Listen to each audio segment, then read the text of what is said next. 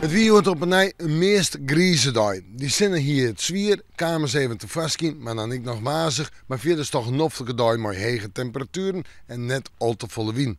Joen en vannacht. De bewolking bloeit, maar het kan ik eens even wat opklaren. Temperaturen 5, 6 graden en de wind die zal onhelden, matig en vrij krachtig. Ja, die neemt matig en vrij krachtig uit het oosten en noordoosten waaien.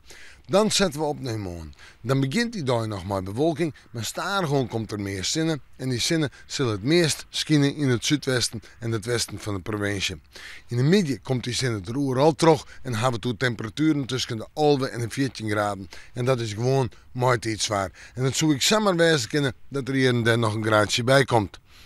De wind matig en vrij krachtig uit het oosten waaien, letter krachtig in het watergebied en dan begint die wind in de rim van de midden en in de joent wat koud aan te vielen.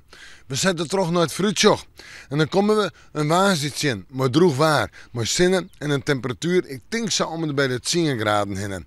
En zoeken we dan naar Toonsje, is het nog altijd droeg, maar zinnen, maar bewolking 9 graden. En dan komt de vrijt en dan houden we het net helemaal droeg. Dan is er een protte bewolking, maar staan gewoon letter op het dag wat zinnen vanuit het noordwesten waai en er is kans op reën of een enkele bui. Maar ik denk dat het weekend bij droeg verrint. En hoe dat uitpakt, we met de morgen, maar weer even in het waarsje.